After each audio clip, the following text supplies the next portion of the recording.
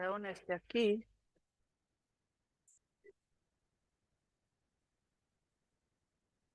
No te escucho. ¿Puedes hablar con ese otra vez? ¿Por qué no funciona? Espérame.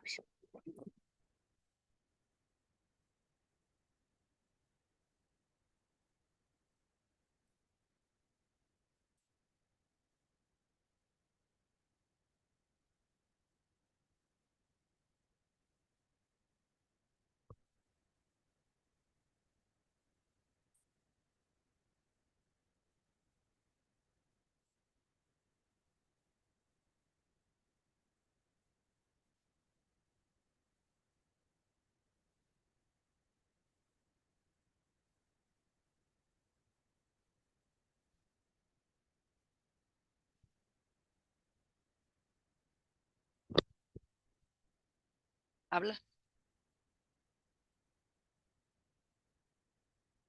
No, pero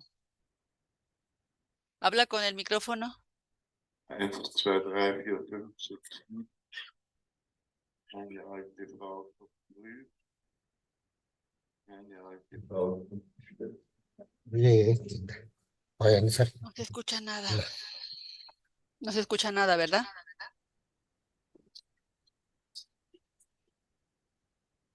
Sí. ¿Por qué sale mi audio de aquí? El audio no debe salir de aquí. No, debe salir de allá.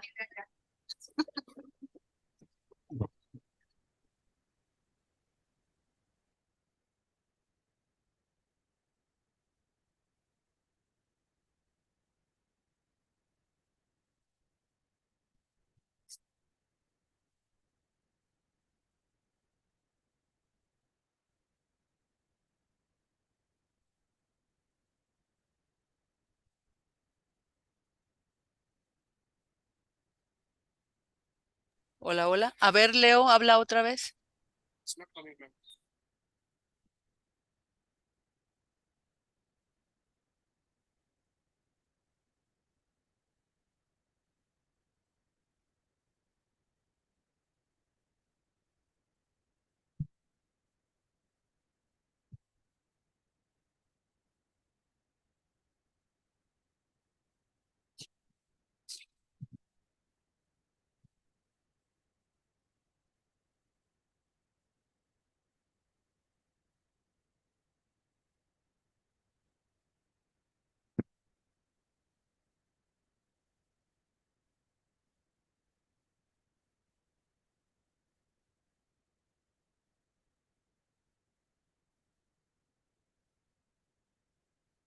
A ver, ¿me escuchan los intérpretes? Wat is delay?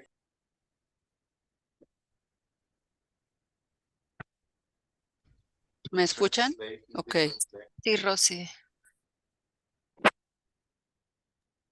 Escuchamos, Rosy.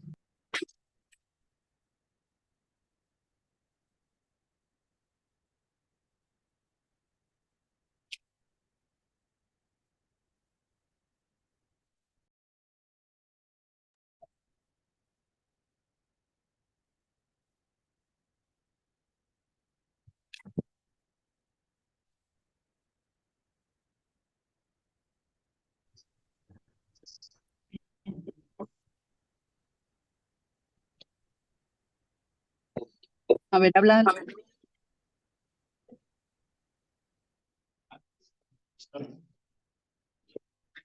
Yo la azul. Estaba descargado. Habla por eso. A ver, habla. 1, 1, 1. Okay.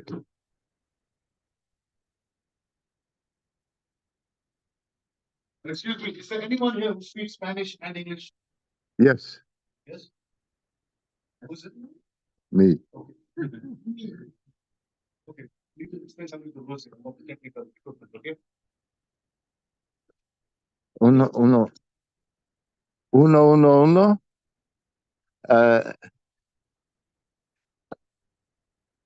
Y el micrófono siempre ha funcionado. Ajá. ¿Hay interferencias? Sound आएगा तो ऐसा और just when you want the audio from the online participants, you just give me a signal and I'll connect the audio. Why don't you do it right away? Because she's also taking care of the translators who are the interpreters who are in different. Talking about this, so when you want the audio from the speakers online in this hall, I can look for the audio. Oh, they are just here. Someone speaking from.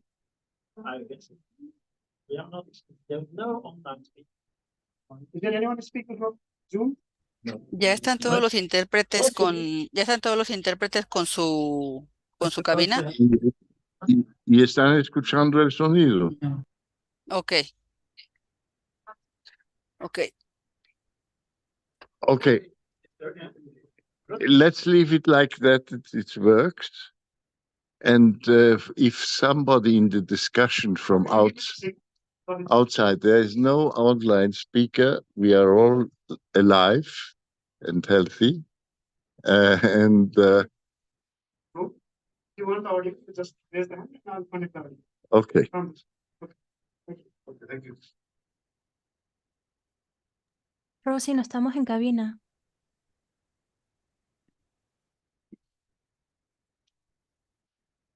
Que va a estar oyendo todo, pero toda la ¿Mm? interpretación. Mm.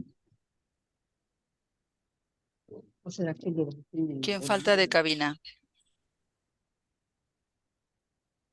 ¿Ya estamos listos? Solo hay 5 personas Ok. en cabina, falta el resto. Hay una cabina, me dice que falta el resto. No sé.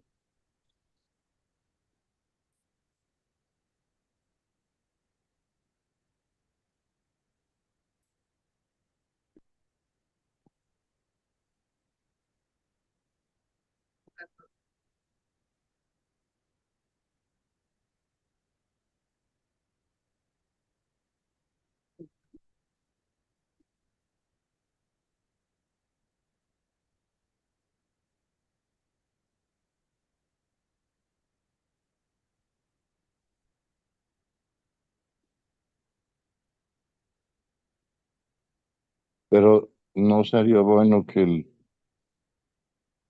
la interpretación sale al mismo tiempo que la gente está hablando.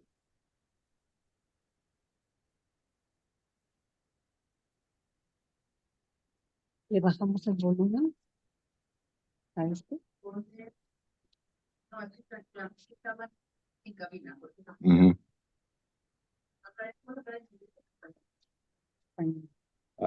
Yo en inglés. La mayoría en inglés.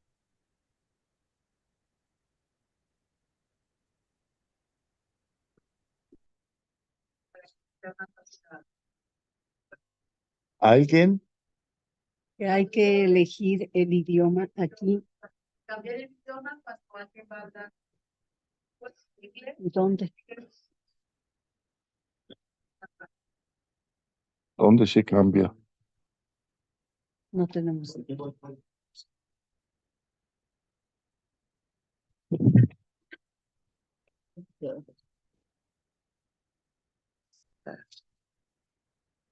Aquí entre los 3 puntitos, interpretación.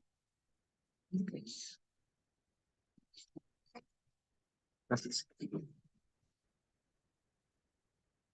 Nuevos planes, hasta ya nuevos planes. ¿Cómo se dice? Okay. Good evening, friends for the common causes. My name is Leo Gabriel. I'm journalist, anthropologist, and since the very beginning, making an effort to build bridges between different cultures. I have been living 30 years in Latin America, and but I'm Austrian. This evening, it is to to build bridges. That's the main purpose of this event. Because we have discovered that because we have discovered that there are so many wonderful, beautiful initiatives around the world.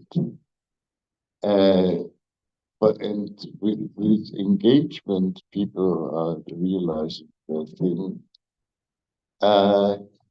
They are, of course, in a matter of solidarity with other organizations,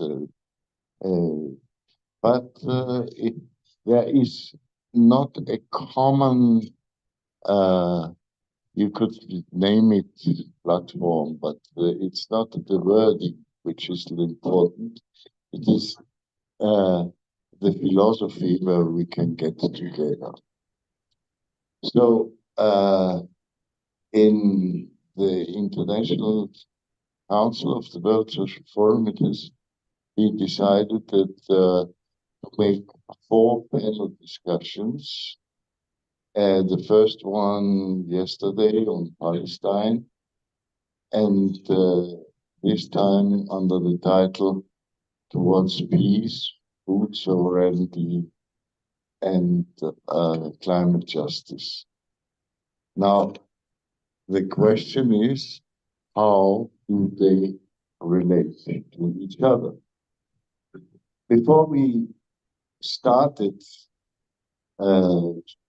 this panel, we had a discussion. I can tell you that somebody started out in saying, without peace, there is no environment, there is no social justice, and so on.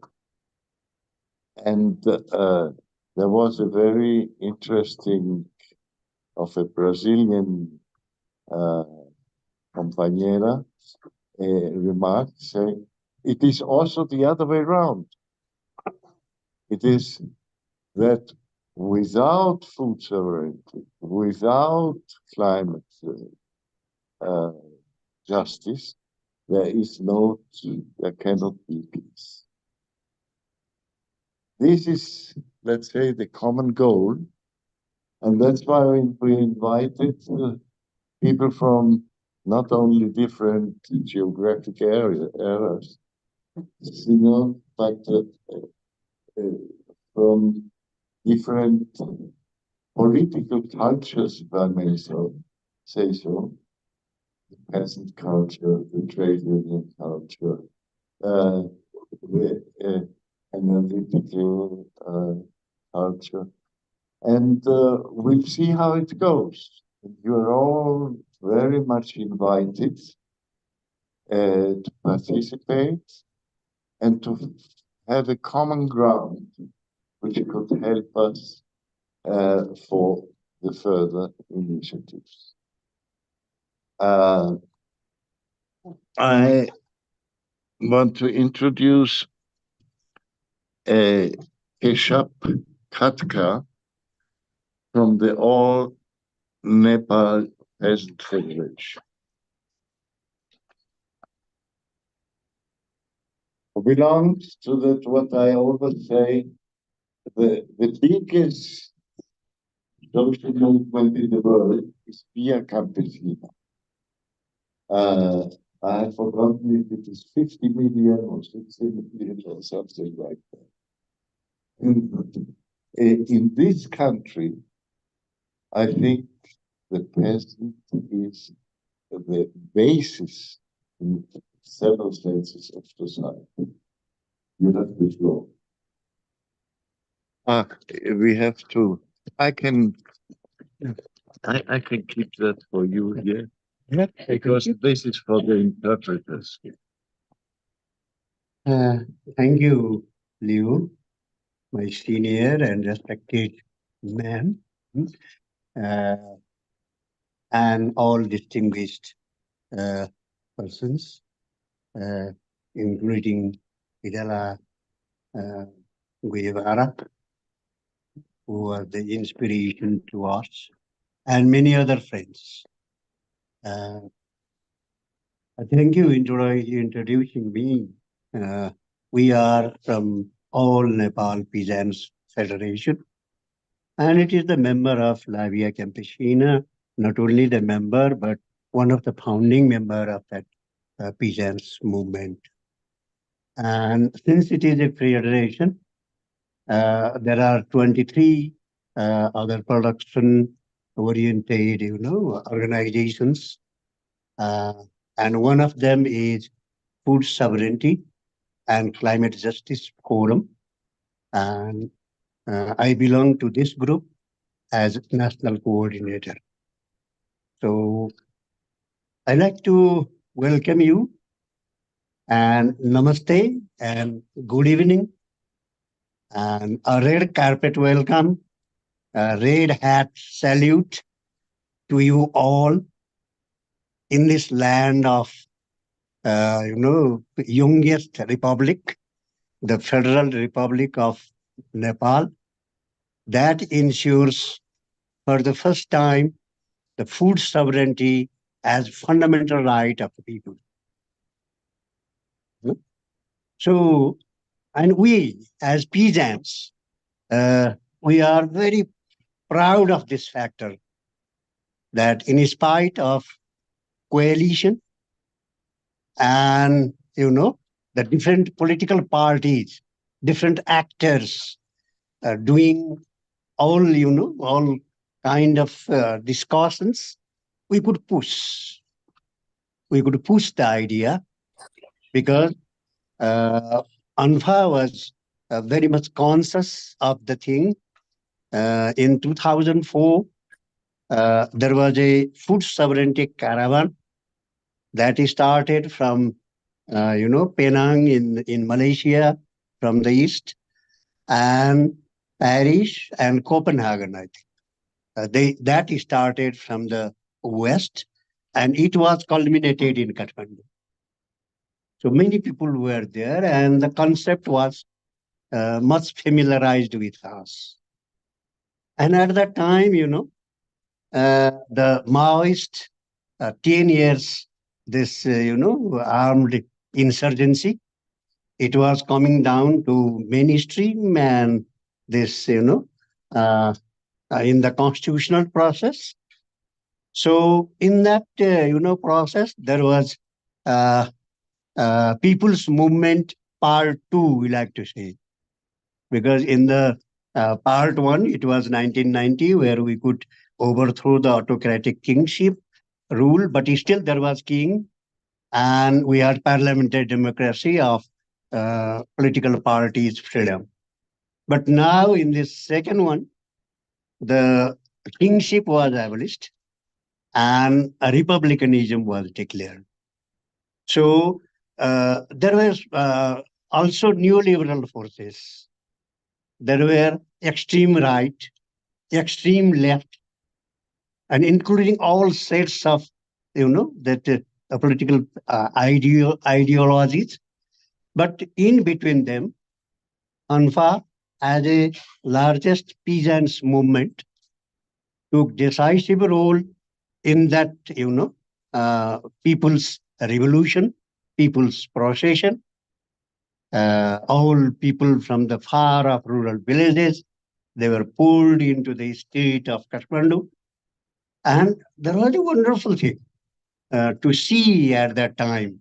And that was peasants from all political parties, including New Liberals, Nepali Congress. We had made a, peasants alliance there, where we could say that let us take the political ideals to our political ground. But when the farmers issue comes, when the agriculture issue comes, when the peasant right comes, let us be in one place, whether we are extreme right or extreme left. That was how we managed to have that idea, and we could push this into constitution through very strong political stand. Actually, in the draft constitution of interim constitution, which was declared in 2007, it was not there in the draft. But while all political parties were signing, our, Nepal Communist Party, under the ex-Prime Minister, former Prime Minister, Mr. Madhav Kumar Nepal, he took the stand that if there is no, that food sovereignty declared as fundamental right of the people, then I won't sign. That was the political stand. And with that thing, we could push the, idea, include in the Constitution as fundamental right of the people. So having said these all things, I like to thank Liu again that how without food sovereignty we can have peace. Because a hungry man, a man at death in the hunger, facing the hunger, death, then how there can be peace?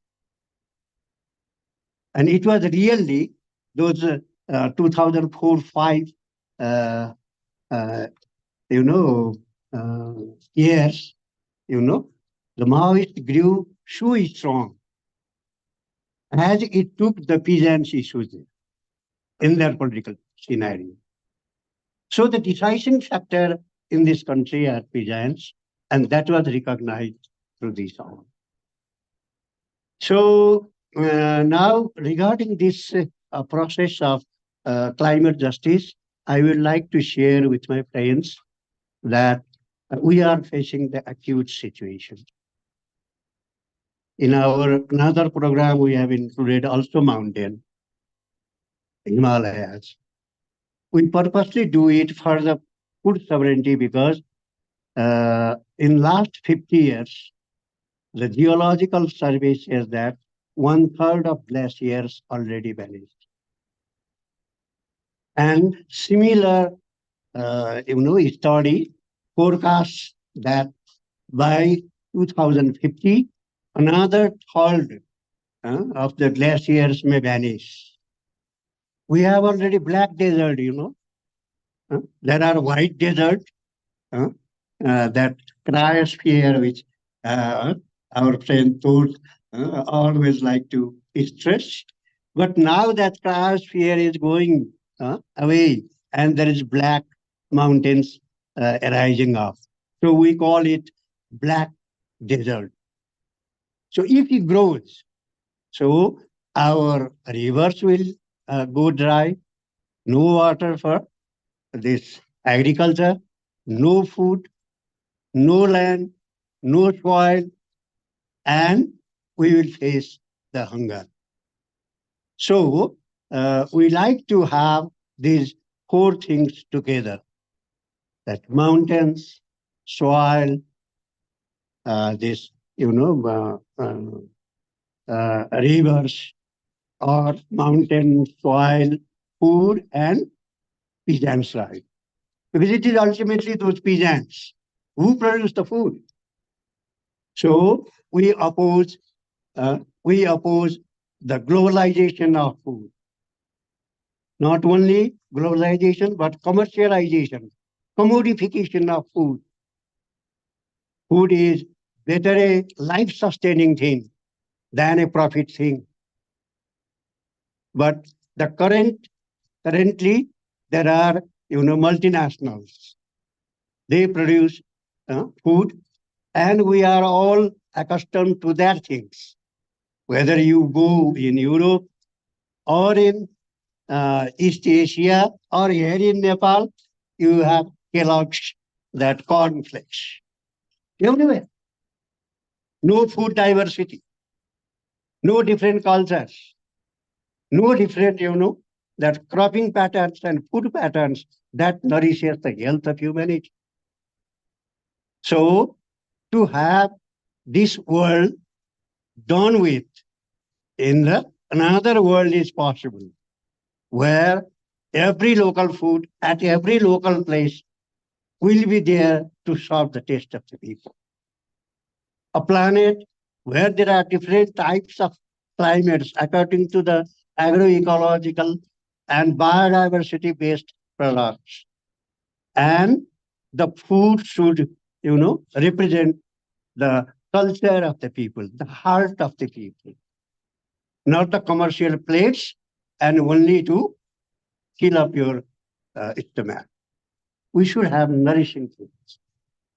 So here the peasants' right, are most important, and we are in the process of having a legal draft for our government to declare the peasants' right as per UN draft.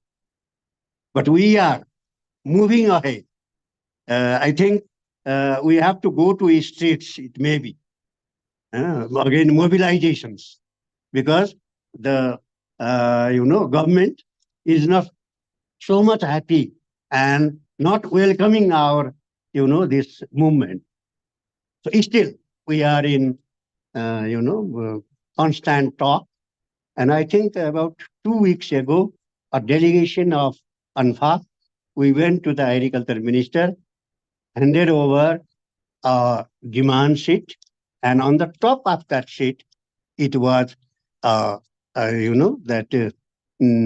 peasants' right declared as per our Agriculture Act or Peasants Act that ensures the peasants' right as done in event law. So this is the position how we are, and I like to conclude here, thanking once again Leo, with whom just a few days when we were introduced, we were both together in Port Alegre in 2001, and that friendship of almost 25 years. This is 24. So may it long live, and around the world, let us be together in fighting for food sovereignty and peace, saving the mountains. Thank you. Thank you for your important contribution, and I also wish you all the best to you for the next 25 years of your movement. When Kishab was talking, was interesting that automatically the thing got into the realm of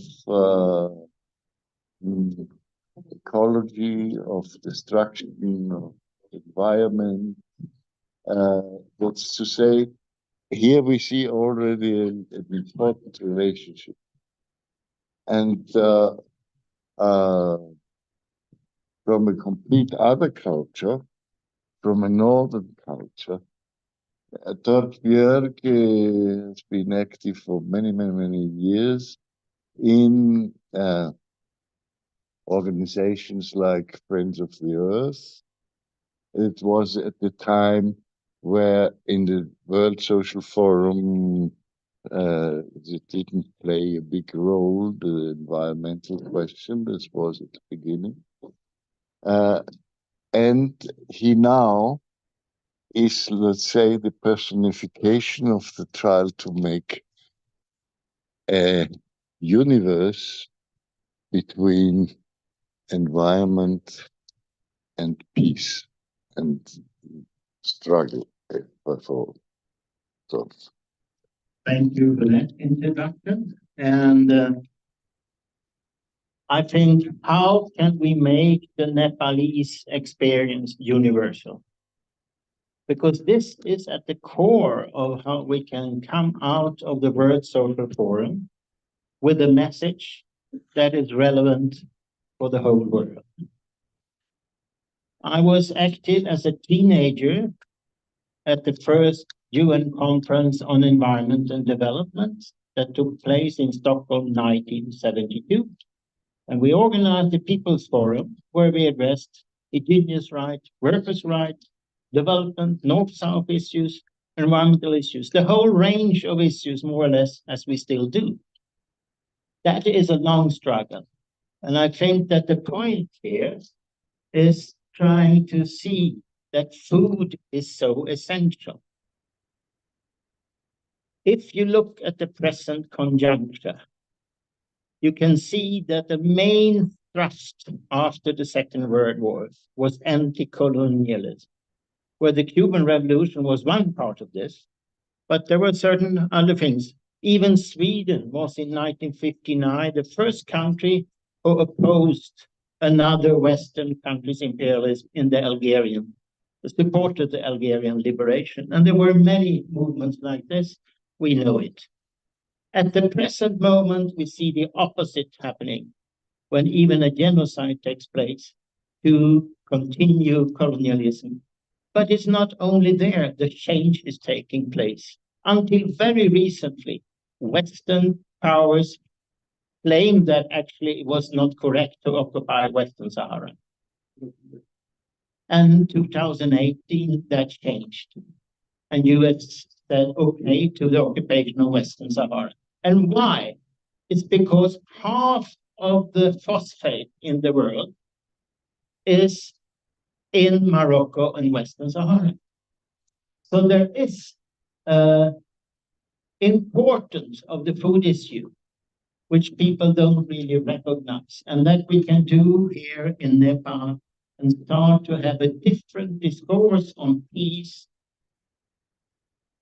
and climate justice, and to have constructive solutions. I also belong to a Gandhian movement inspired by the way Mahatma Gandhi opposed imperialism and supported constructive solutions. And I think that this is at the core of what we can do. At the same time, we have the possibility here to start a new World Social Forum process decided in Tunis by the International Council to have World Assembly of Struggles and Resistance. There we can bring up much of the issues, the need for basic schooling for everyone, the need for basic health care for everyone, all these things are very necessary. But the present conjuncture is a special link to violence, the escalation of wars and violence everywhere. And how can we then present a message from here that intervenes in this present conjuncture? Keshav here had an interesting saying that saving the mountains is a way towards peace. That is a different way because that's very concrete. And what happens simply is that when the glaciers are melting, the first thing that happens is that in the valleys, there is not water. There is no water for the agriculture. And that creates violence, normally presented as something else than wars. How can we then mix these things together in a very short message for united action? And I have a proposal. I think that one had to address the most extreme things going on right now in such a way that it becomes universal and at the same time concrete. So my proposal is that we do an action day combining three demands. The first demand, stop genocides and ethnic cleansing in Gaza and elsewhere. Why elsewhere? Well, that will include whether that is Myanmar or wherever it is, but still is focused on Gaza. We heard yesterday that the Palestinians themselves say they are actually a symbol of what takes place on all the places. Secondly, ceasefire now and peace talks in all wars. Of course, people will especially think about Gaza, but also Ukraine, also other wars. We don't need to spell it out because it's enough present in our IDN. But then the final thing, which is the most important maybe from here, is to link all the movements. And that is to say, disarmament for social and climate justice. Social justice has always been there in the World Social Forum. The peace issue has been a little less, and also the climate environmental issue. But with that combination of the ecological, the social, and the peace, we maybe can be able to bring about that maybe even the majority of our movements, of course, most of us have to specifically on certain things, can maybe bring about a renewal of the demonstrations for Palestine, by which we can see in Fridays for Future. Some of you maybe know Greta Thunberg. It has been a movement worldwide, and they expressed solidarity with Palestine. That was much criticized in Germany and some other places. But I know the climate movement in Sweden, everybody doesn't agree, but they don't oppose. And I think we have to build on that part of the movement who are willing to see the needs of the other movements, who are willing to place themselves in this historical juncture in a common struggle. Then, of course, we need all these other demands. Stop the sanctions, not only against Cuba, but there's many other sanctions the Western circle. There's a lot of things. We can bring that up at the World Assembly on Struggles and Resistances. But I think these three demands can be something put forward here, and the date that we can discuss together with our Palestinian friend and the International Peace Bureau, where I'm sitting in the council. So this is my proposal, how to see that the struggle is linked. And I think it's here in Nepal where we finally can make the climate justice issue a rural issue, an agriculture issue. It's here in Nepal we can bring, and we saw how strong the support for Palestine is, and to oppose the war. Here we can have an understanding of the need to go against superpowers, whoever they are, and fight for non-alignment and food sovereignty, peace, and climate justice. Thank you.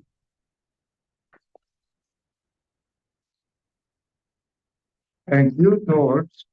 Above all, for the concretization of proposals, which are so necessary in order to decide in a broader context, in a transnational context, on what we can do together.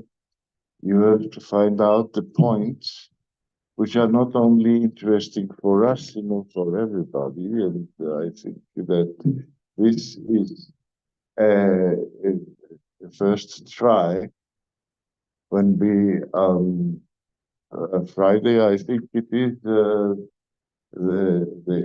18th of February, we have an assembly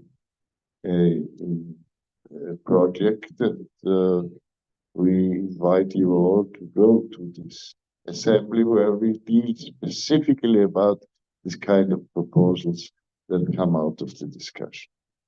Our next speaker is Patrice Paul from Attack France. Attack exists now in many, many countries.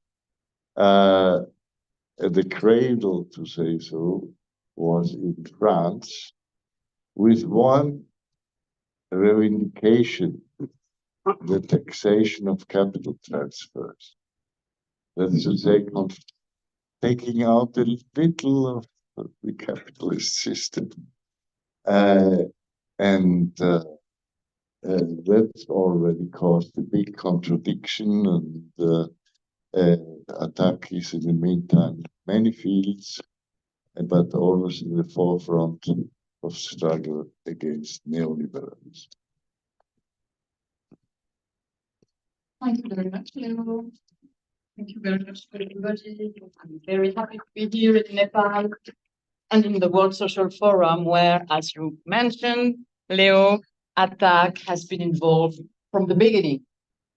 And maybe before talking of the new actions and the globalist, let's say, vision of Attack, just I would like to remind, in fact, the context where we are, and saying that the global, I would say, has been influencing and defining completely all the local. And this is important to say because in our struggles, we are always fighting against, I know this coming from, I forgot to tell you that I come from a continent which is Europe, and from a country, France, where we have contributed a lot to different wars, to climate warning, and where there is a lot of resistance against this, but we still have a sort of climate debt. And so the struggle reflects all this. And I'm just coming back from the parliamentary forum, the high-level parliamentary forum. When I arrived, the deputy from Nepal was saying that Nepal is not contributing in the warming climate. It's a victim of it, such as a lot of the South global country. And then we had a deputy from Palestine who mentioned the connections, of course, between war and disaster for the climate. He said, for instance, that all the bombs and the weapons sent from the beginning by Israel is the equivalent or maybe more than the 2 nuclear bombs in Hiroshima and Nagasaki. So we see very well here the challenges we have to face with this debate and with this first or second panel, because we had yesterday the Palestine panel. And the issue is not only to talk, but as Todd mentioned, to find strategy. And in attack, that's sure that we try from the beginning, and maybe more than ever, ATTAC is an association of 10,000 members, around 10,000 members, which has been created through a coalition with social movements, trade unions, and which is inserted in different coalitions now, working at local level, at regional, and I would say regional level, at European level. I will come back to an event we will have at the end of April, and at international level, because I think that the ATTAC activists are internationalists.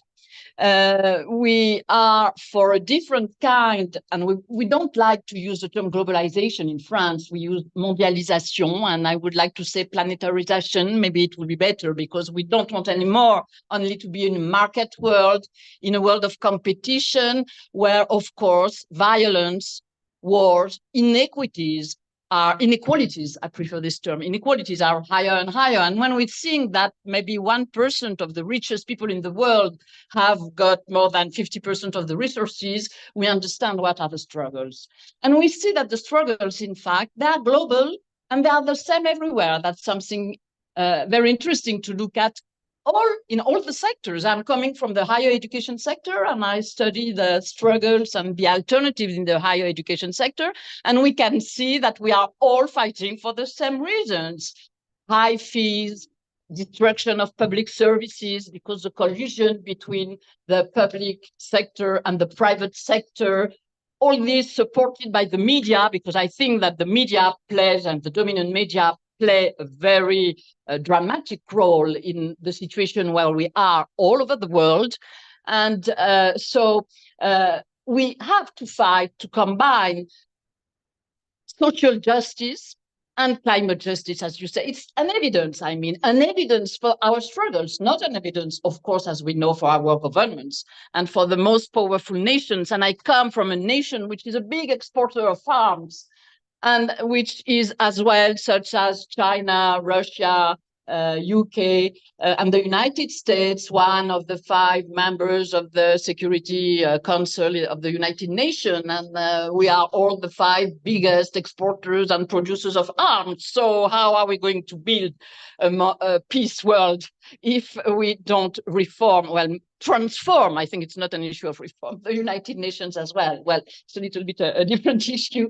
So if I come back to ATTAC, we have been created as an internationalist, alter-globalist movement, trying to combine local fights, and we have a lot of local campaigns. I know that now, and we will have more information in different panels we organize, we are leading a fiscal justice campaign saying tax the rich, tax the profit of the multinationals. And Jean-François Guillon, who is here, he will animate a panel on the 18th to try to see how we can fight against ecocidal multinational and I would say they are ecocidal, but they are exploiters as well.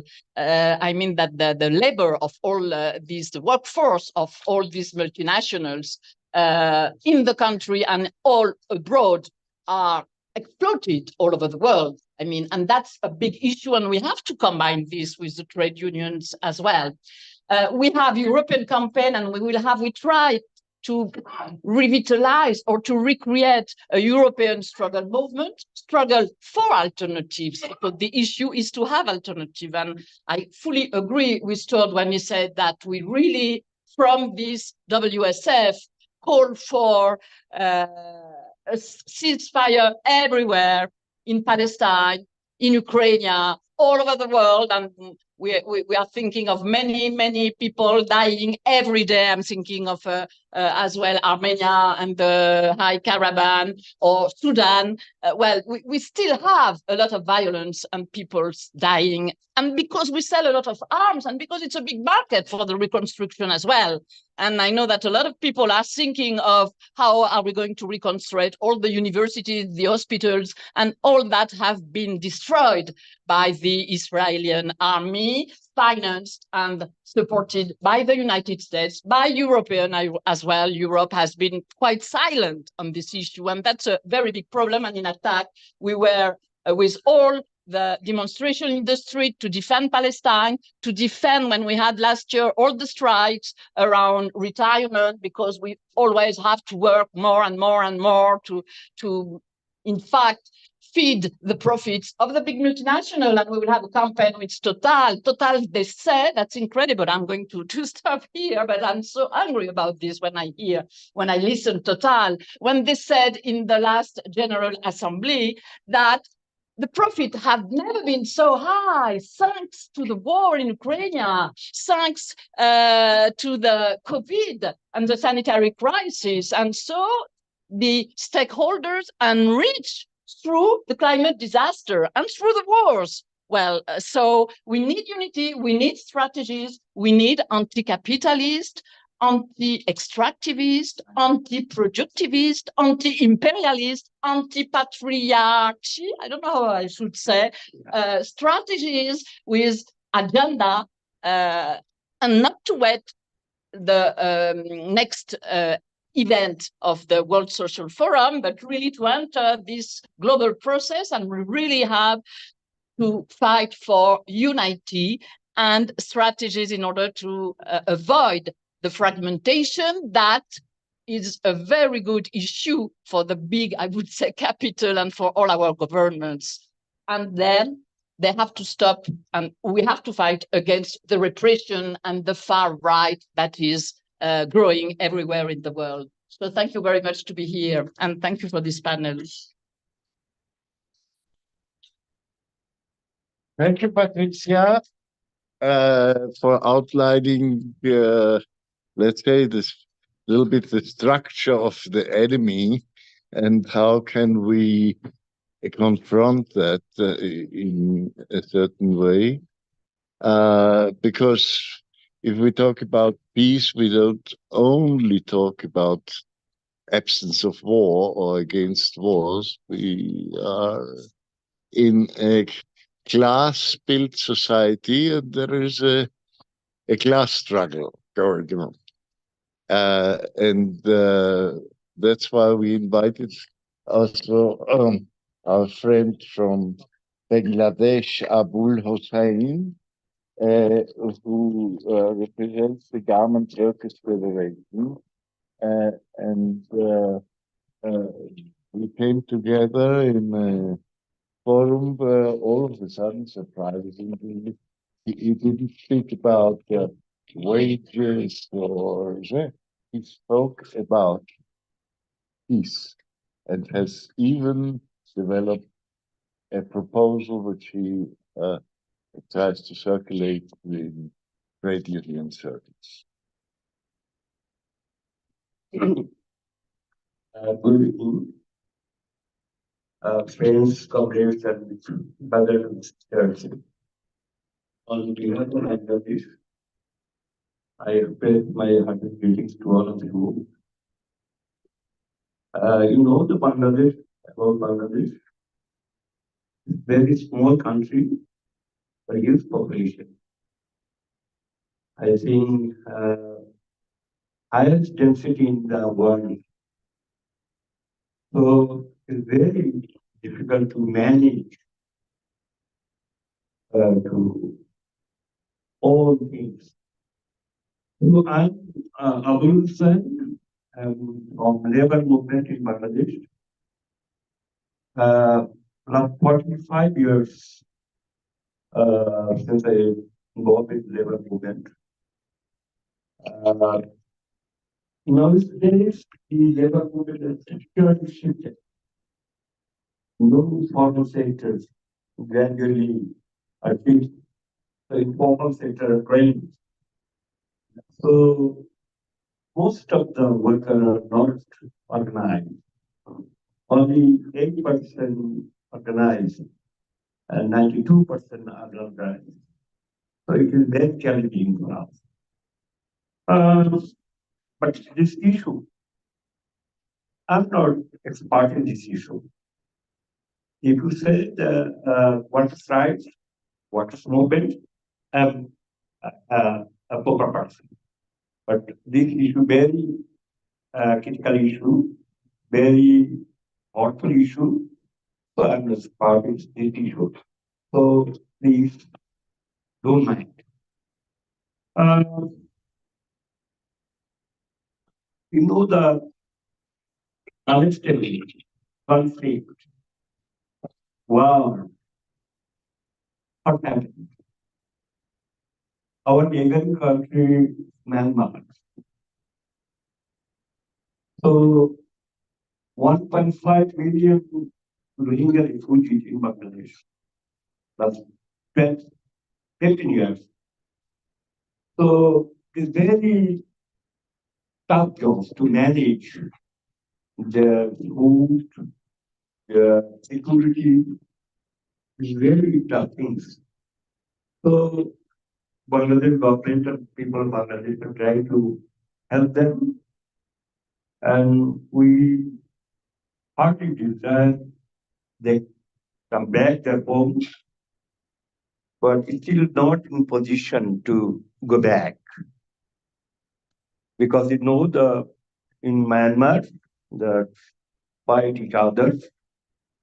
And today or yesterday, I heard the 60% land occupied by the rebel groups, not the government.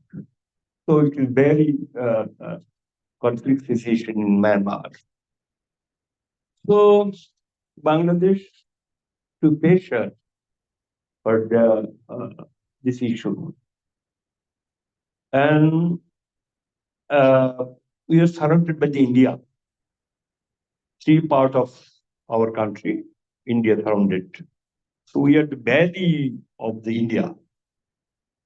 So our economy, our trade, our relation, our culture, so everything are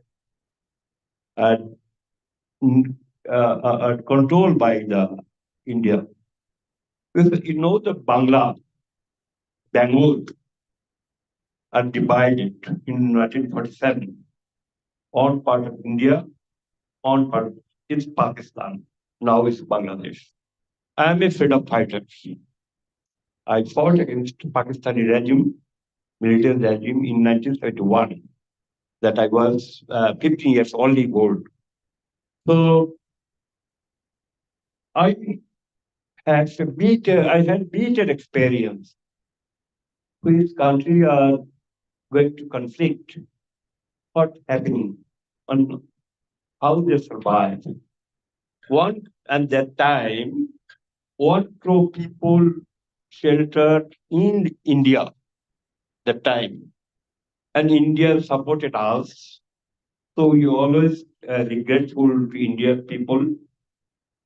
But now the issue of peace, Bangladesh always in favor in peace. The government of Bangladesh move a regulation in UN, Palestine issues, to stop genocide and ensure the true state in Palestine and Israel.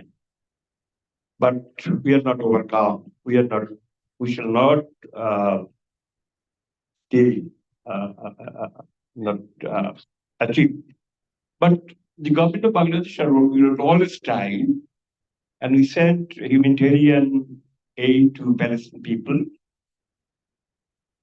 But because we suffered in 1971, so we know the heart is suffering. Then food. In Bangladesh, still 22% people under poverty line. 22%. In 2020, the pandemic situation. So most of the people, 5% to 10% are going to the poverty line. So now the economists have said the about 30% people are now under poverty line. So we know what is hunger. Bangladesh knows. We knows what is hunger. And our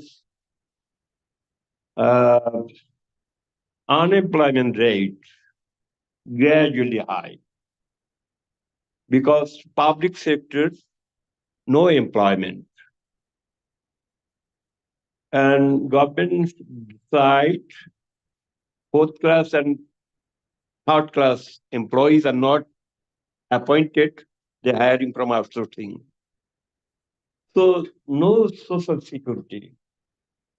The common people or the poor people or the marginalized people. So who knows the hunger? What is hunger? And climate, that issue is climate. We are in the Bay of Bengal, that Indian Oceans. So every year we suffer by the natural disaster. And people are displaced to rural area, to urban area. So a lot of people are migrant. This is a new phenomenon. Okay, so but we humbly request to you, all of you, we need peace. And we take initiatives from other overseas colleagues, international colleagues, to holding a World Peace Conference. And my friends, he is one of the pioneers of these issues. So I have been request to all of you, please cooperate us. We hold a World Peace Conference in coming days. Maybe Bangladesh or any place of the world, we have no reservation. So I think one sentence, our workers or laborers are very low, wages very low. This year declared the government sector minimum wage less than $100 per month. So prices are day by day high. So how can they survive? This is the question. So, but we know those who are tagged with the RNG, even Commons, the brands, SMX, Walmart, they getting huge profit. Millions of dollars they're getting profit. But our share is very small. So this is the issue of our country. Thank you, everybody. Thank you. And now let's make a big jump over the border. Guadalupe, si puedes sentarte aquí. To other continent, Latin America. Unfortunately, unlike when we are in Brazil, there are many people from all parts of Latin America. This time it is not so because it is far away and also the costs. There is an issue which came up in different social movements and circles, which is very important. That is the struggle for new constitutions. Because in Latin America, already with the example of Bolivia and Ecuador, we saw that this is, let's say, a form of solving internal conflicts. And I want to introduce Guadalupe Ponce, who is a lawyer, feminist lawyer, and who has been struggling for a long time, and since our last World Social Forum in Mexico, very active. Please go ahead.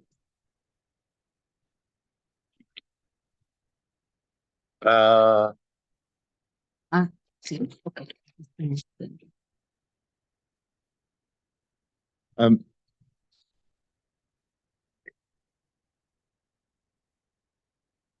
But are there people who do not understand Spanish?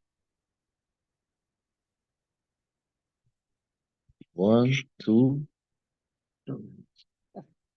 Oh, yeah. Okay, so we. ¿Puedo poner allá todos sacar audio en inglés? ¿Tú hablas? Y vamos. Hablo despacio. Sí, pero aquí que salga, que cerca de. Ujú.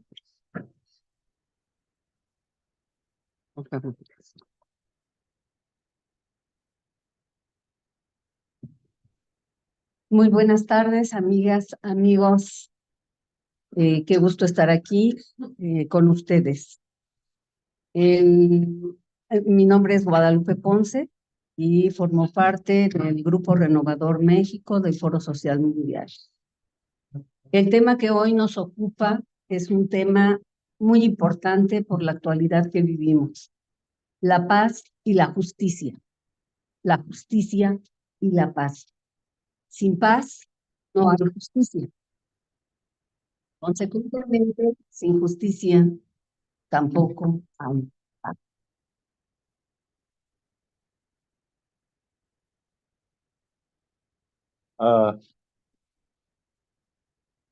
¿Cómo es? Vamos a darlo.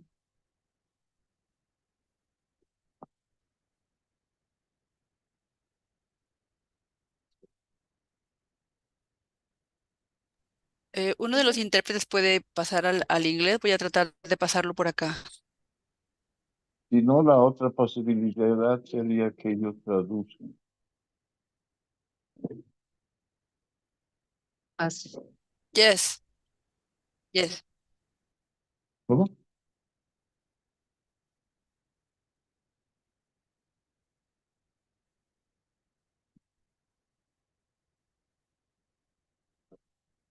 Sí, lo que queremos es que lo hagamos consecutivo porque acá en la sala no tenemos opción de que de que nos escuchen. Adelante. A ver, si quieren hablar, Guadalupe va a hablar en Ok, español y ustedes van en inglés y entonces vamos consecutivo tengo que traducir yo, porque no, ustedes. pero ahorita Aquí de ellos. Ah, porque él piensa que va a producir él. ¿No lo vas a traducir, Leo? ¿Sí? Sí. No sé. Yo puedo, si Bueno, hay Leo lo va a alguien. hacer. Adelante. eh, Esto ya está arreglado para que haya original y traducción, ¿verdad? Hablamos con... Para que puedan traducir a Guadalupe, yo me callo. Tú vayas a hablar, cambia el audio a inglés para que caigan con la familia. Okay. Uh,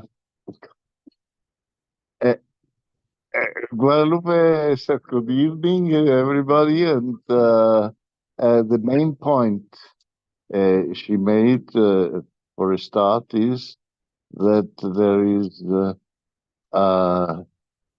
no war.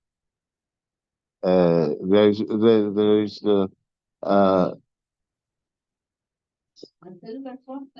hello? Bueno.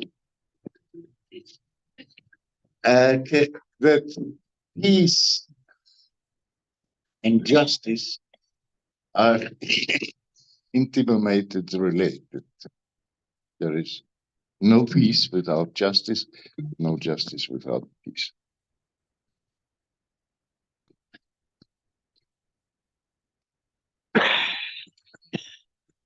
En ese sentido, vamos a ligar ese importante tema con el tema de los procesos constituyentes latinoamericanos, de los que, bueno, abordaremos de una manera muy sucinta, en general, dado que pues, estamos un poco limitados de tiempo. Para poder entrar en esta dinámica, antes sería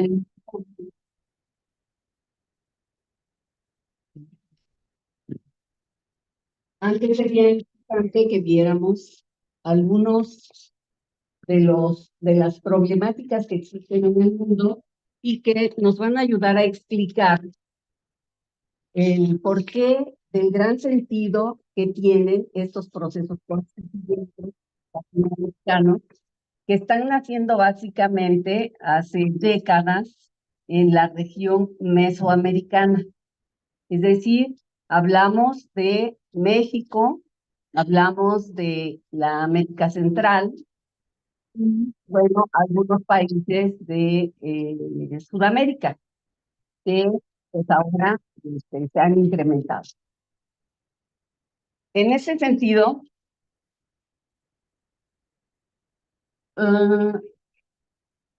la historia que tienen nuestros países latinoamericanos de resistencia es totalmente antigua, grande, y bueno, pues yo me referiré, por ejemplo, a nuestra revolución, que en 1900 esta nueva constitución.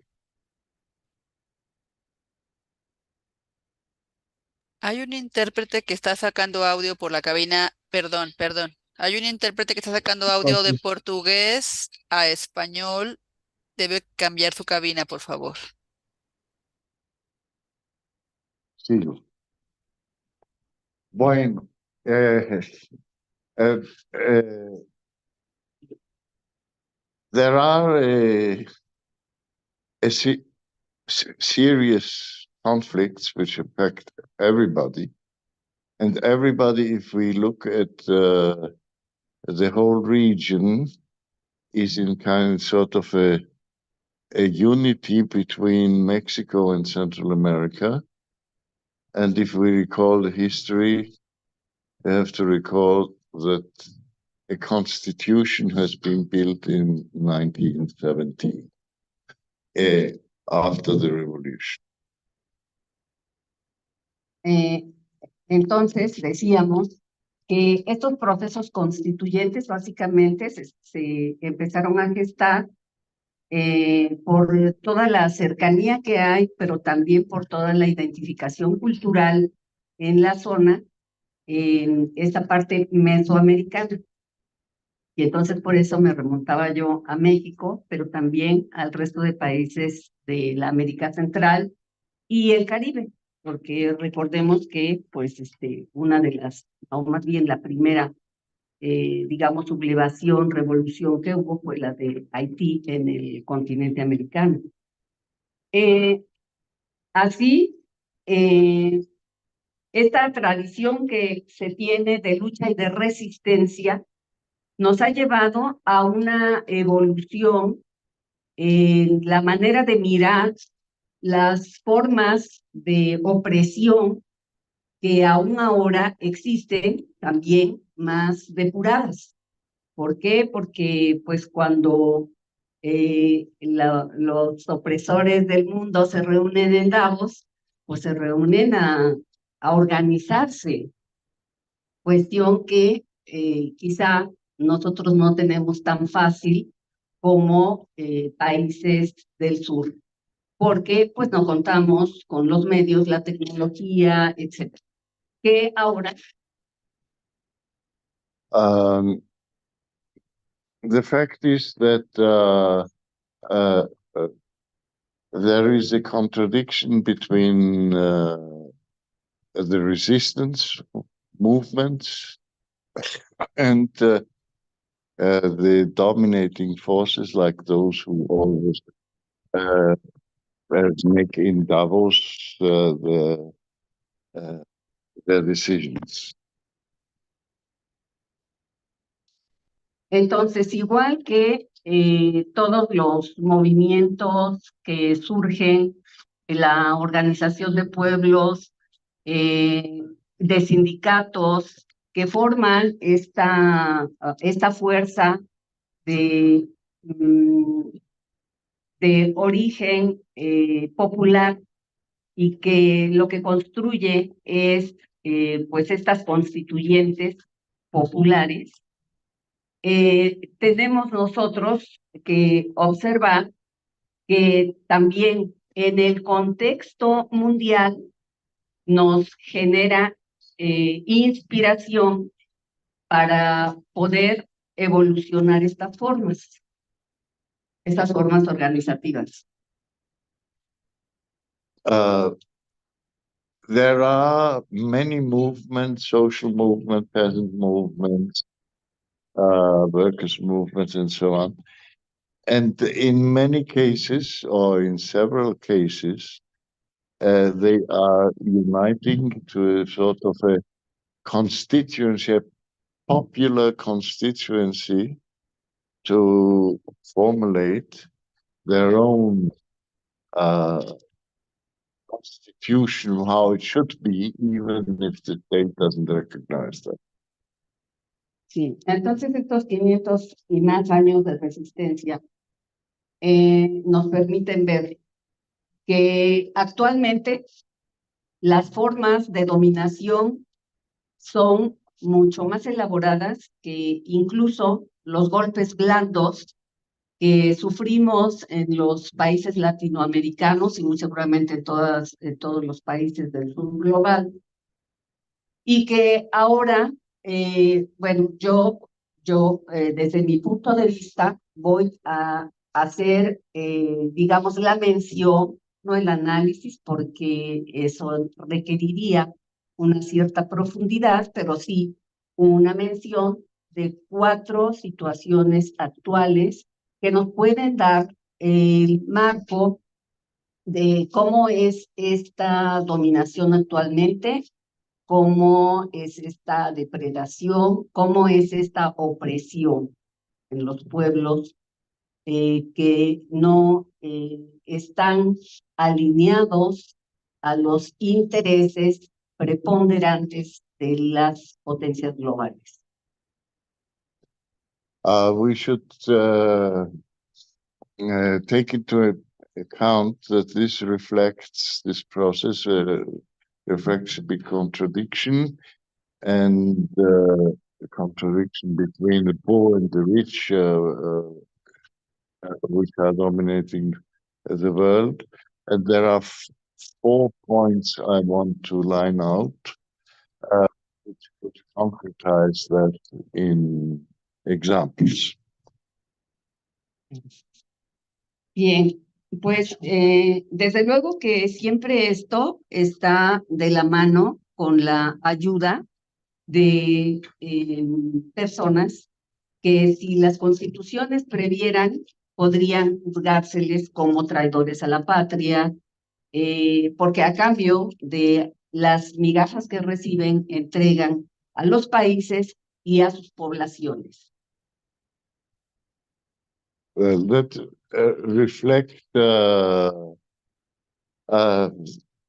basic discontent between those who are with a miserable income, rent if at all, and salary, and those who sell their countries to foreign powers.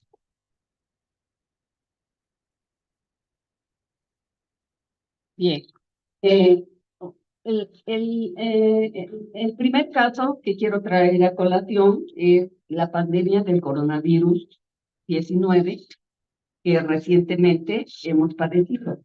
Esto es, en este que yo llamo un instrumento, una herramienta, lo que se utilizó fue el miedo, el terror, el enclaustramiento, el aislamiento y además, ¿verdad? También esto implicó la mala salud de las poblaciones por una mala alimentación que tiene que ver también con las políticas de Estado impuestas desde las instituciones internacionales, en donde pues se destruyen las políticas públicas, por ejemplo, de ayuda al campo, y entonces tenemos una insuficiencia alimentaria, una alimentación que no es adecuada y que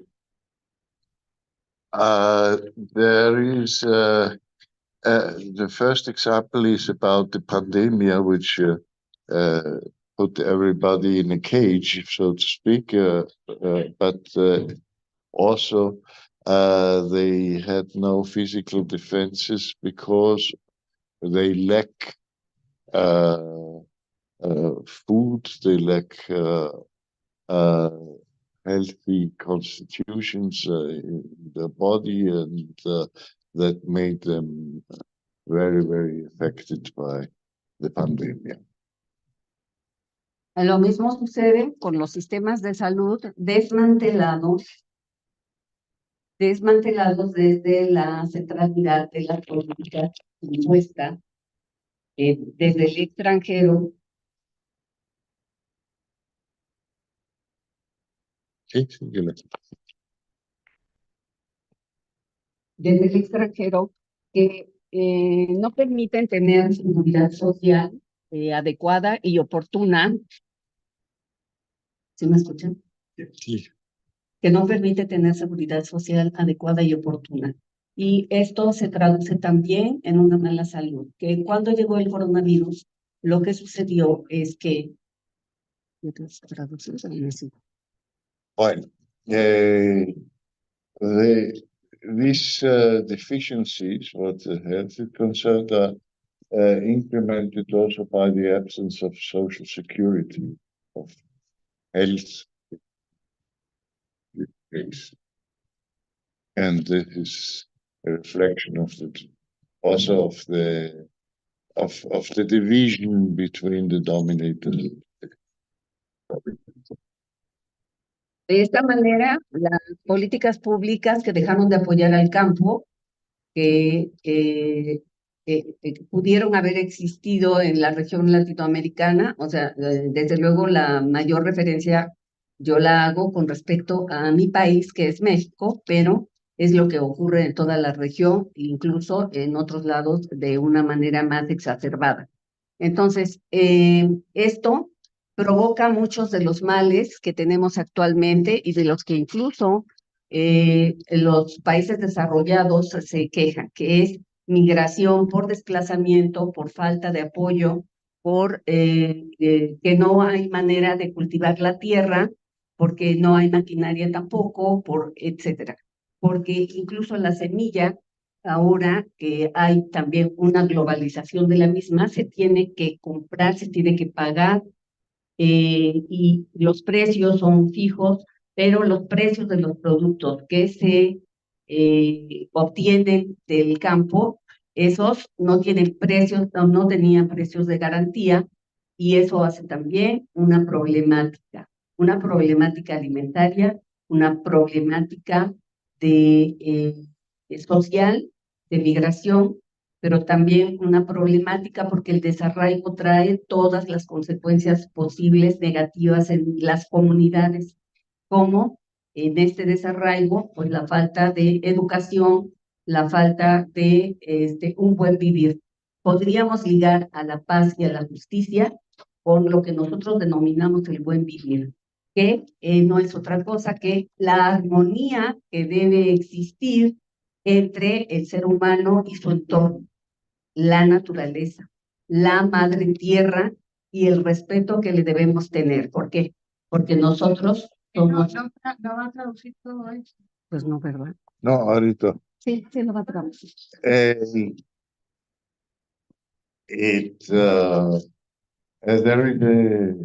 is a big contradiction which we can follow in the following way between the concept of the buen vivir, of the good living, but which implies a certain also close relationship to nature and what people have to suffer. Bien, bueno, entonces el buen vivir, que es armonía, pues nos llevaría a la paz y esto nos llevaría también a la justicia, porque habría orden y demás. ¿Y de dónde nosotros abrevamos para estas constituyentes? Bueno, dejando de mirar un poco hacia afuera y mirando hacia adentro, hacia nuestras culturas ancestrales que tienen muchas instituciones que aún perviven a pesar de la invasión y de la colonización, de la imposición, del exterminio, de la persecución y de todo lo que se ha sufrido pues en estas zonas, en estas regiones. The importance is that these cultures survived not only physically but also in their spirits and in their culture, and that leads us to the need for having a constitutional process.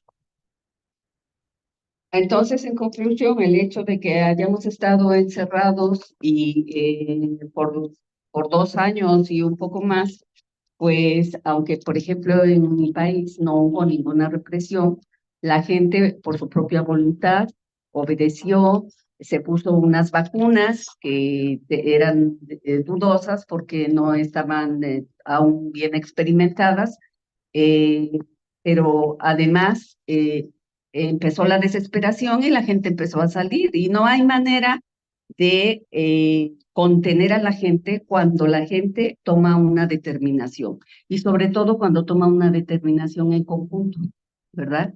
Que eso es lo importante también dentro de los procesos constituyentes populares. Mm-hmm. And this makes that during the years of the pandemic, people have been thinking a lot in discussing afterwards. That is a groundwork for a future constitution.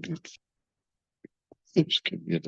Bien, bueno, una de las cosas más importantes que nos quitó es este primer ejemplo es a nuestros adultos mayores y toda su experiencia. Y esa experiencia de revolucionarios, porque eran los depositarios de la memoria de nuestra revolución, y luego eran quienes estaban articulando movimientos dentro de nuestras regiones. That's why things are getting on the move into the process of constitution, and that could be the base for a future transformation on this general level. Nuestro siguiente ejemplo es Ucrania. Ucrania y esa guerra sin sentido, esa guerra intestina y fratricida que ha sido artificialmente creada porque vemos cómo se utiliza como una herramienta más sofisticada a un país, a una estructura de país, para atacar a otro que no se quiere atacar directamente. Y esto lo único que ha traído es el exterminio de la población ucraniana. Entonces, es otra manera de desplazar a la gente, de eliminarla y luego de apoderarse de los bienes, porque, como sabemos, creo que ya no sirve. One of the examples is Ukraine, who has been massacred, so say, for subconstituted, which has to do with the state and with the need for a constitution which could surmount the prevailing contradiction which led to a war. Se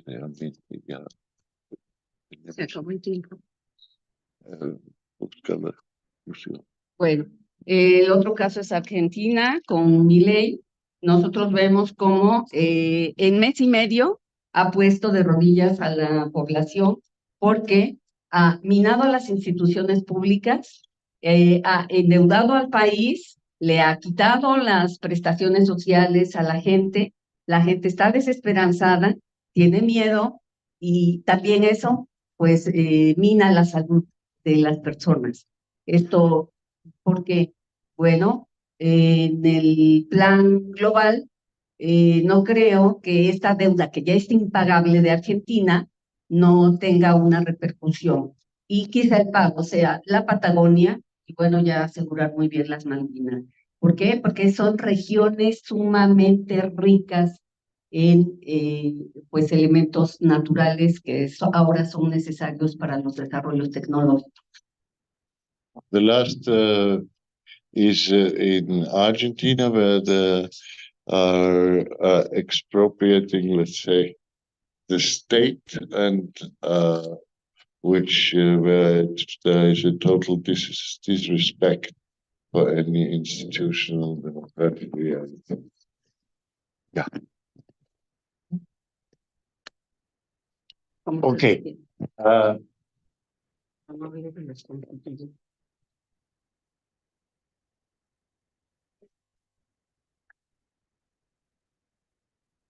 Para eso, ¿no? Es que tengo que cambiar el idioma. No, pero tú presentas. ¿Vas a presentar así? Sí. Preséntalo. En lo que cambia el idioma.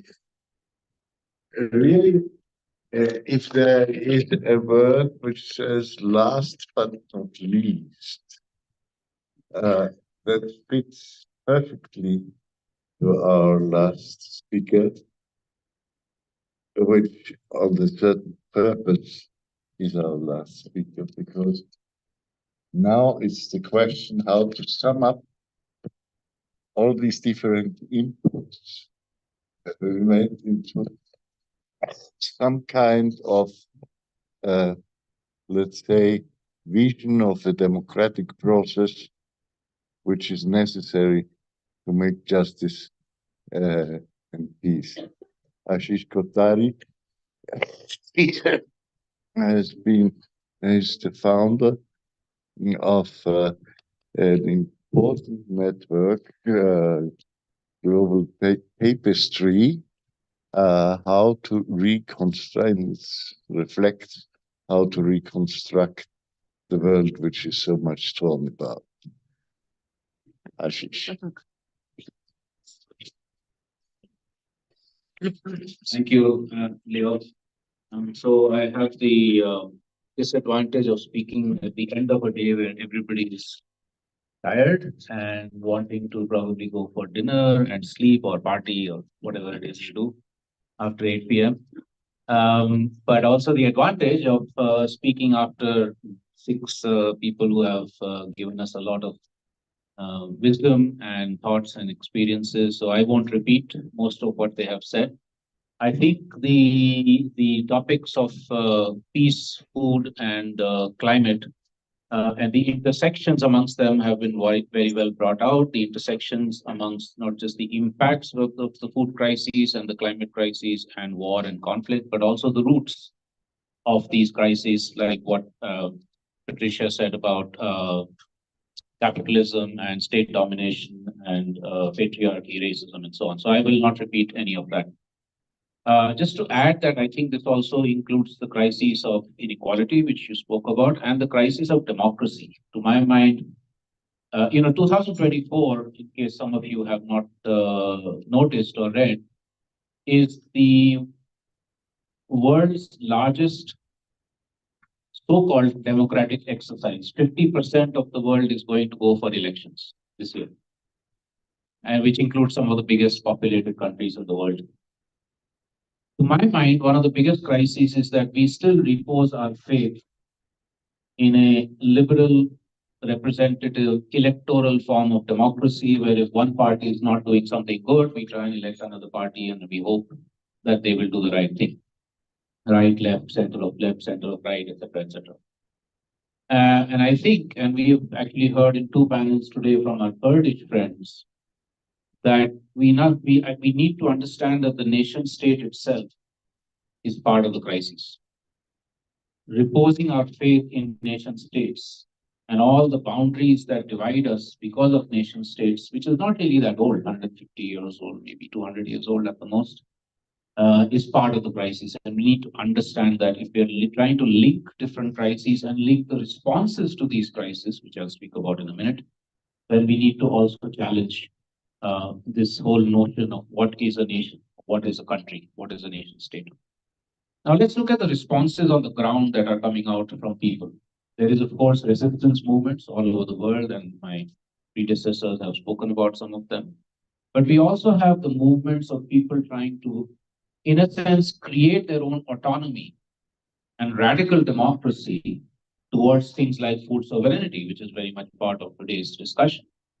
We have 5,000 Dalit women farmers in southern India, Dalit being the most so-called outcast, the most marginalized section of Indian society, who have fought for and achieved food sovereignty for 5,000 families with their own seeds, completely organic, their own water, their own land, and the commons, the knowledge commons that they actually hold so dear to themselves, and the earth and the seeds as being sacred. So trying to combine the material, the biological, the physical, the economic, and the spiritual and natural elements there. We have a similar movement of food sovereignty all the way across in Peru, in the Andes, in the highlands of the Andes by Quechua indigenous peoples, and of course many others across the world.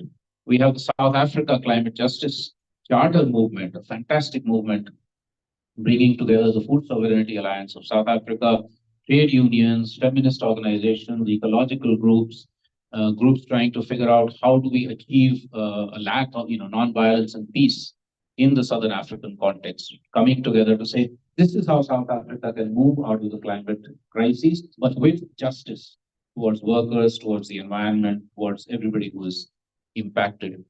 We have, of course, the food sovereignty movement in Palestine, which is not just about food, but also about peace and about, against the occupation by Israel. And many others. I mean, we could go on with these examples. We have the Kurdish movement. Many of them are here with us today in this World Social Forum, arguing that peace in the middle of the war-torn area of Iran, Iraq, Syria, and Turkey, a war that's been going on for a long time, which everybody forgets because, of course, there's Ukraine and there's Palestine, but there's also the war going on in that area where 40 million Kurdish people have been persecuted and they're being bombed at the moment. But trying to create a zone of peace with food sovereignty, with ecofeminism, they call it genealogy, and creating the possibilities of moving out of the conflict through grassroots mobilization, especially with women and gender justice at the forefront. We have movements in many parts of the world challenging political boundaries and saying, we want the river to flow free. Why should the river, the Ganges, for instance, here, be divided between these political boundaries in South Asia because of colonial or whatever other historical accidents that might have happened? Let the Ganges run free. Why should there be a dam? Let the Brahmaputra run free. Why should China be able to build a dam which then affects India? So how do we reimagine South Asia as a zone of biocultural flows, of bioregional flows, where in fact these sorts of divisions don't take place? All of this connects to, of course, then peace, food, and climate, and democracy, and equality, and so on. So I think what's really important is for us, and many of my predecessors have spoken about it, how do we connect these different moments? And for that, I think one of the most important things is to see what is common amongst us. Because we often tend to see what's different amongst us. You're a Marxist, I'm a Gandhian, he's a Trotskyite, there's a feminist there, there's a this there, whatever.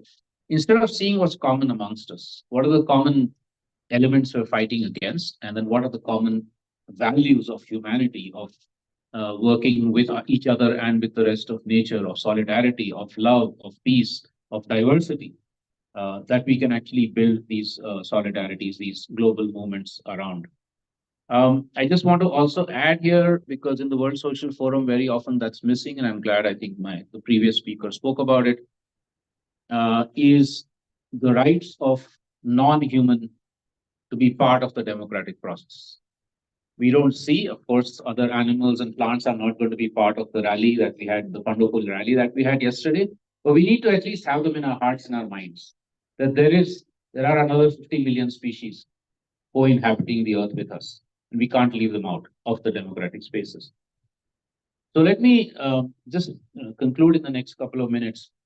To me, what is really crucial is that all of these struggles of resistance and constructive alternatives compose of what I call a flower of transformation. We have the political transformations towards radical democracy, not against, but saying we need to go beyond electoral politics into people claiming power on the ground where we are in our own collectives.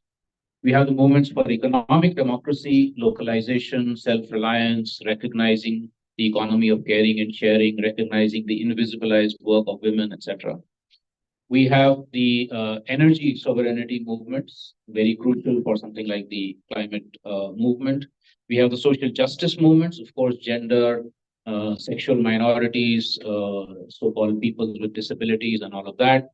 We have the cultural diversity and commons and knowledge commons movements, arguing against privatization of cultures, privatization of arts, privatization of knowledge, and for the common, for left, copy left instead of copy right, and so on. And then we, of course, have the ecological movements. And it's really these 5 petals coming together as a flower with the common humanitarian values that we all share or should be sharing. That is that comprehensive, holistic transformation that we need, bringing all of us together. Let me just end by talking about very quickly what it is we're trying to do through the global tapestry. It's a humble attempt to try and create we called it a tapestry because we don't want one humongous international organization which is then controlled by 20 people sitting somewhere in the world. It's a tapestry recognizing that we are a pluriverse of solutions, pluriverse of resistance. It's not a universe, no one single solution. So we recognize the uniqueness. We recognize each one of us come from different contexts, different ideologies, philosophies, etc., but with those common values. And we build the tapestry. The threads of the tapestry are these common values, working through the cultural differences, the language differences, the ideological differences, etc. So the global tapestry basically helps to provide a platform that can bring all these movements together without trying to co-opt any of them, recognizing the diversity, recognizing that there are other similar global platforms. We've already connected, of course, with the World Social Forum in many different ways and others. And I'm very happy to be able to get the 75, 80 groups, movements and global networks who are connected to the global tapestry together into this process. Many are already here to be able to help us to create the macro connections that we need to be able to fight the macro economic and political forces that we all recognize are destroying the earth. Thank you very much.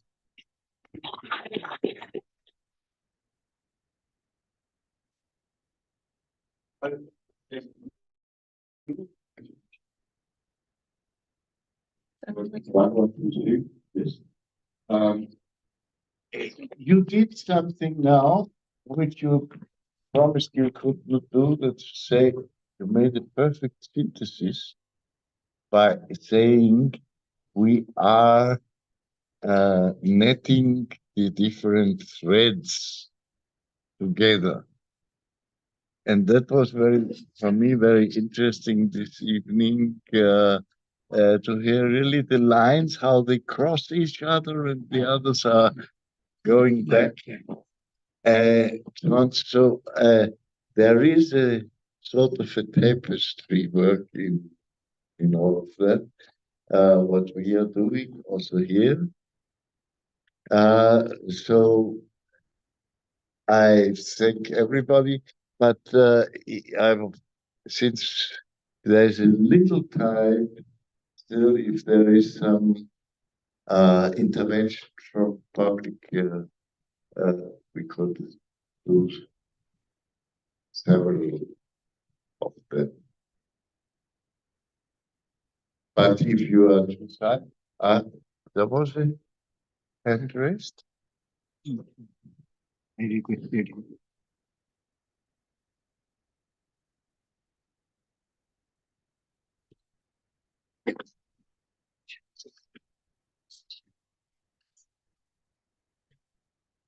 Thank you so much. My name is Aoud Zahan from Palestine.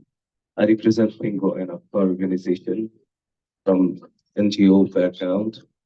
Actually, I like the mosaic picture that you framed. It's very insightful and wonderful. All the speeches were, for me, is very informative. But my question, my concern actually is, what are the most priorities? Because some of you said that this is a precondition of that and blah, blah, blah, like peace, food, whatever. But what is the most urgent priority that is, as common thing for everybody, referring to your history? Thank you. Another intervention? Yeah.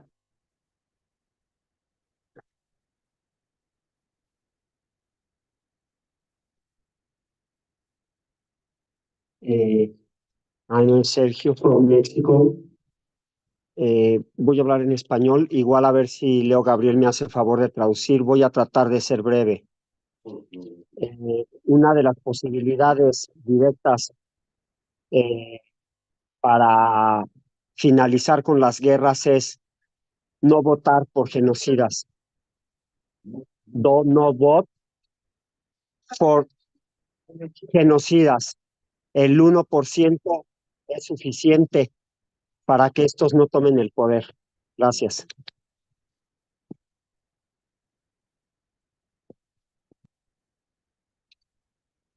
First, the translation. One of the things which would be important is no vote for the enemy, for the adversary, and that is sort of the condition for producing some changes. Who wants to take up the intervention about priorities? I wanted to.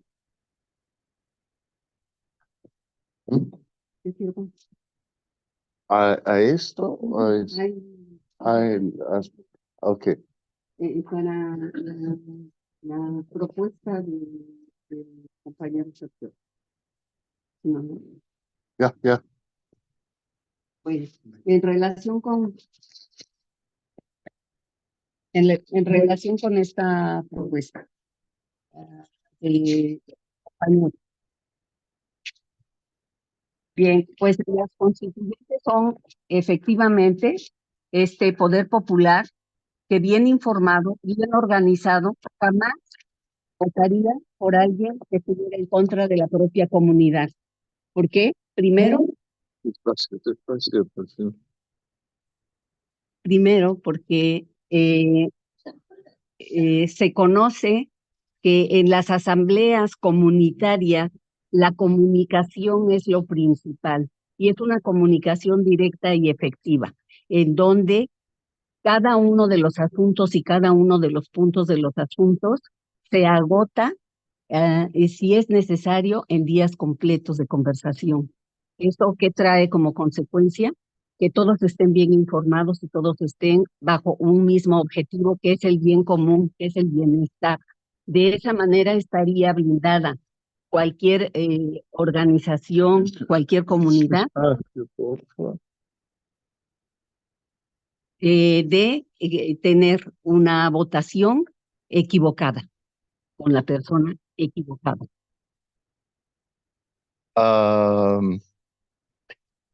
The thing is that democracy can evolve in a different way if you go to the communities and reflect there in their different forms of behavior, their common will, and establish in that form. I guess also she meant the priorities you were talking about. If nobody else wants to speak about priorities. No.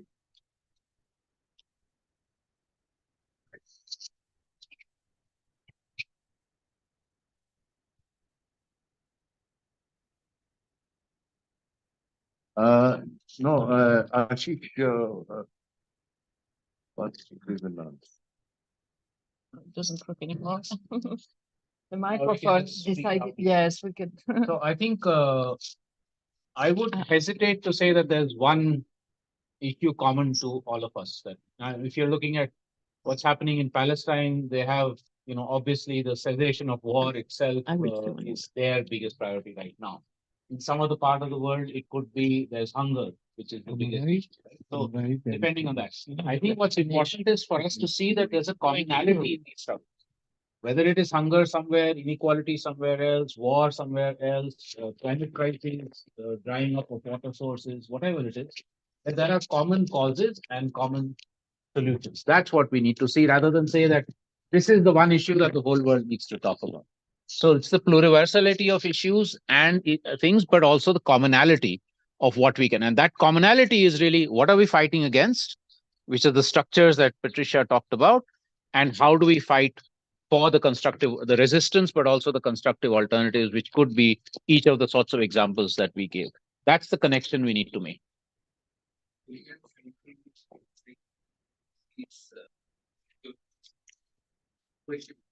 It is situational. So I might start with food and then I build towards peace and challenging the structures, or I might start with water, or I might start with peace, I might start with resistance against occupation. It's really depends. It's very contextual. But crucial thing is, am I seeing my connections with somebody who's starting with food, with somebody who's starting with gender justice, with somebody else who's starting with water, whatever? Am I seeing those connections, or am I simply doing my own struggle and not worrying about what's happening in the rest of the world? That's the important. Yeah, no, I just want to say that I think what priority are difficult to define, and I think it depends a lot on the reality and on the context. But I think that's something common that we have to try to develop is citizen initiatives at local level, at the level of the territory, maybe to have some federation of territory already at a national level, because I see this, and then the struggles will go together. We have for instance, the issue of the water. it's something that connects many other struggles. So really, and the communality, as you said, to really define new commons and give people more initiatives and more responsibility in the future in order to transform the system, because we have to transform the systems through citizen initiatives, which is very important. And the last word. Yes. Okay. I am of a. Okay, thank you. I am of a different opinion. I don't think that we talk for everyone on Earth. And of course, for everyone on Earth, there are different situational things. I don't think that the ideological level of that connecting the issues is the important. I think we have to say something now at this World Social Forum. And that's where I continue to say, is that do we support the demand, stop the genocide and the ethnic cleansing in Gaza and elsewhere? Do we support that here? Yes. Yes. Do we support the demand for ceasefire and peace talks in all wars? And do we support the demand for disarmament, for social and climate justice? Thank you. Thank you very much. Thank you very much. You want to talk? Okay. Gracias a todos. A todas, a todos. Nos vemos pronto.